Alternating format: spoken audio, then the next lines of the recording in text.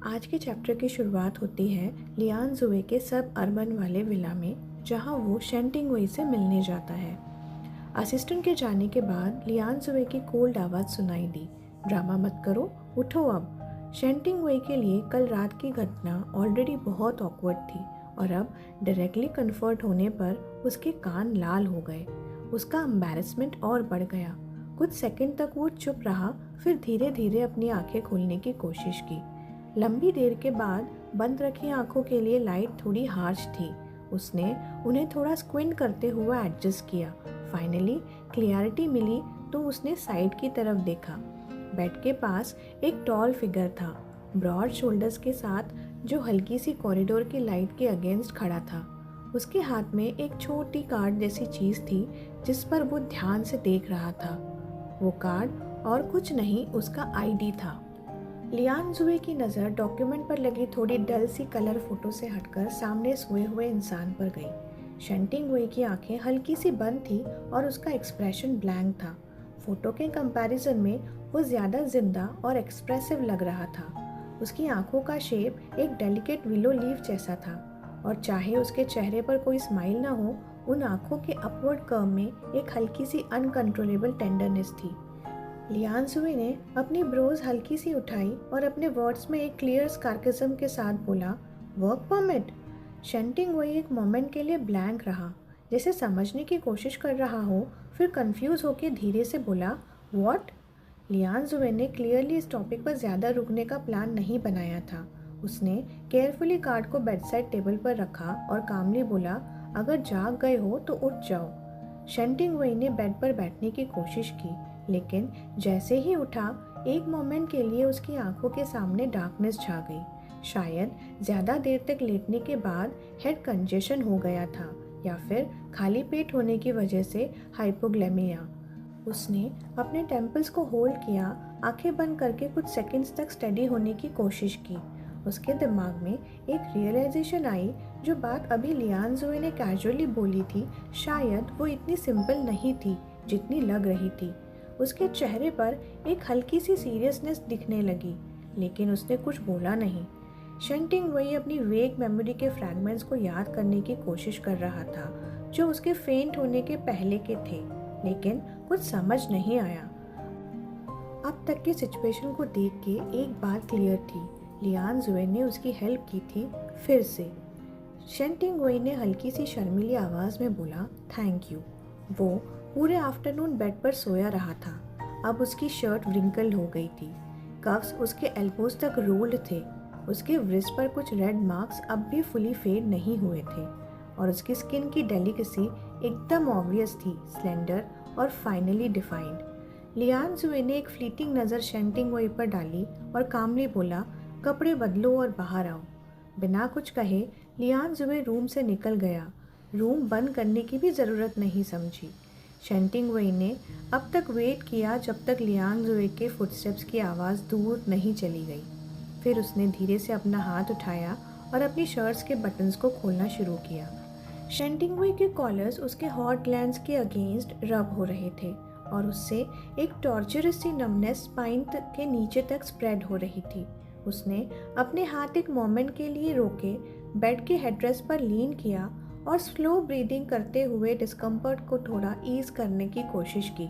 जब वो अनप्लीजिंग सेंसेशन थोड़ा मैनेजेबल लगा, तब अपने हाथ के काम को पूरा करना चालू किया।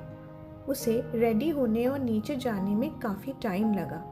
लियान जुए सोफे पर रिलैक्स बैठा था, एक रिपोर्ट टाइप डॉक्यूमेंट हाथ में पकड़े हुए। जैसे ही उसने फुटस्टेप्स की आवाज़ सुनी, उसने डॉक्यूमेंट नीचे रखा और स्टेयर्स के नीचे आते इंसान की तरफ देखा।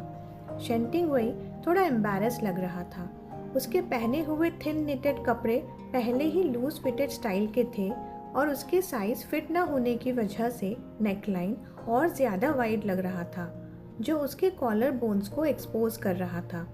जैसे ही उसने नोटिस किया कि लियान जुए की नज़र उस पर है, उसने अपने कॉलर को अननेचुरली एडजस्ट किया और हल्की आवाज़ में बोला, मिस्टर लियान। लियान जुए ने अपना चिन एक साइड पॉइंट करते हुए गेस्चर किया जहां शेंटिंग वेई को बैठना था। शेंटिंग वेई ने एक सिंगल सोफा पर जाके बैठने की कोशिश की। उसने ग्रे कॉटन होम पैंट्स पहने थे जो काफ़ी बड़े लग रहे थे। ट्राउज़र्स इतने लूज थे कि नीचे गिरते जा रहे थे। उसने इंस्टिंक्टिवली ट्राउज़र्स को थोड़ा ऊपर खींचा जिससे उसके स्लेंडर और पोर्सिलीन वाइट एंकल्स दिख गए। लेकिन लियान जुए की नज़र में उसकी ये मूवमेंट सिर्फ डेलिबरेट और किटिश लग रही थी, जैसे वो अननेसेसरी अटेंशन ग्रैब करने की कोशिश कर रहा हो। What do you want? Lian जुए की आवाज़ काम थी, लेकिन उसके फेशियल एक्सप्रेशंस एकदम शार्प और कोल्ड थे, जैसे एक परफेक्टली कार्व्ड स्टैच्यू। उसका एक्सप्रेशन सलन और लाइफलेस लग रहा था, जैसे इमोशंस की जगह एक मास्क हो। शेंटिंग वेई एक मोमेंट के लिए स्टन रहा। उसकी आंखों में हल्की कन्फ्यूजन थी और उसने धीरे से कहा, मुझे समझ नहीं आ रहा है आप क्या कह रहे हैं। लेकिन लियान जुए के पास पेशेंस नहीं था घूम फिर कर बात करने का। उसने डायरेक्टली इंटरप्ट किया, पैसे चाहिए या तुम्हारा प्रोजेक्ट? शेंटिंग वेई एकदम से फ्रोज हो गया, लेकिन फिर उसने अपने पैंट्स को टाइटली पकड़ा जैसे अपने नर्व्स को कंट्रोल कर रहा हो। उसकी आवाज़ अभी भी हॉर्स थी, लेकिन उसमें एक कोल्ड एज थी जो पहले नहीं थी। मिस्टर लियान, मुझे आपका शुक्रिया अदा करना चाहिए क्योंकि आपने मेरी मदद की, लेकिन मैं अपने आप को बेचता नहीं हूँ। लियान जुए सडनली लाफ कर दिया। उसे लगा कि शेंटिंग वेई के सामने उसका कंपोज्ड और डिग्निफाइड डिमीन्योर हमेशा फेल हो जाता है। उसकी आवाज़ में एक ऑब्वियस रिडिकल था जो उसने लाइटली मॉक करते हुए बोला, तो फिर तुम क्या करते हो? शेंटिंग वेई ने अपने लिप्स धीरे से प्रेस किए और उसका एक्सप्रेशन स्टिफ और थोड़ा ऑकवर्ड लग रहा था। शेंटिंग वेई के कान फ्लश हो गए और उसने अपने नीज एक साथ टाइटली प्रेस कर लिए। उसका एक्सप्रेशन ऑकवर्ड और अननेचुरल था। उसने फिर पूछा, कल आपकी बॉडी पे जो स्मेल थी वो क्या थी? लियान जुए ने उसका फेक टैग को एक कोल्ड नज़र से देखा और सार्कास्टिक अंदाज में कहा, तो क्या हुआ? कलोन? क्या प्रॉब्लम है? कलोन? शेंटिंग वेई ने हल्की आवाज़ में रिपीट किया, अपनी लैशेस नीचे करते हुए। लियान जुए ने उसका एक्सप्रेशन देखते हुए लाइटली मॉक किया, पसंद आया या फिर तुम वो स्मेल सुन के हीट में चले गए? शेंटिंग वेई ने उसके कमेंट को इग्नोर किया और दोबारा अपनी आवाज़ उठाई। उसकी आंखों में कुछ ऐसे इमोशंस थे जो लियान जुए को समझ नहीं आए। जब तक वो इस बात को कंफर्म करने की कोशिश कर रहा था, उसने लियान जुए की तरफ डायरेक्टली देखा। आप बीटा नहीं हैं, है ना?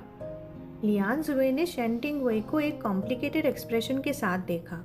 एक पल के लिए जो कंफ्यूज था, लेकिन जब उसे समझ आया कि शेंटिंग वेई सीरियसली बोल रहा है और कोई मजाक नहीं, तो वो हंस दिया, लेकिन वो हंसी एक गुस्से भरी थी।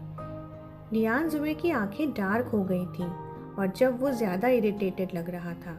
क्या तुम यहाँ बच्चों का गेम खेलने आए हो? शेंटिंग वेई ने समझने की कोशिश की कि ये बच्चों का गेम क्या था। उसे समझ नहीं आया कि लियान जुए हमेशा इतना अनरीजनेबल क्यों हो जाता है। लेकिन एक चीज़ उसने नोटिस की, जैसे ही उसने बीटा मेंशन किया, लियान जुए का रिएक्शन इंस्टेंटली बदल गया। वो अपने ट्राउजर्स को अनईजी वे में ट्विस्ट करता रहा और धीरे धीरे उसे फील होने लगा कि कुछ तो गलत है। क्यों फार्मेसी में इनहिबिटर नहीं मिल रहा था? क्यों उसे पास 2 दिन में किसी के फेरोमोन्स नहीं फील हुए? क्यों यहाँ सब इतना अजीब लग रहा था, जैसे एक अनरियल जगह हो? ये क्वेश्चंस उसके मन में घूम रहे थे। लियान जुए ने अपने दिल में छुपे इरिटेशन को दबा दिया। उसने उससे कोल्डली नज़र हटा ली, टेबल पर रखी मेडिकल एग्जामिनेशन रिपोर्ट उठाई और रफली पढ़ने लगा। It's time for someone to check his brain, वो सोचने लगा। लेकिन इरिटेशन और बढ़ गई क्योंकि उसकी नाक में छुपी हुई अल्कोहल की स्मेल अभी भी अनॉय कर रही थी। उसने बार बार फार्मूला कंफर्म किया, लेकिन ब्लड टेस्ट रिपोर्ट क्लियर दिखाता था कि शेंटिंग वेई ने अल्कोहल नहीं पिया था। What's wrong with your body? Lian जुए ने ब्लड टेस्ट रिपोर्ट नीचे रखी और सीधा सवाल किया, ये अभी भी अल्कोहल जैसी स्मेल कर रहा है। शेंटिंग वेई की सांस भारी थी और उसका सूखा गला शैलो करना मुश्किल बना रहा था।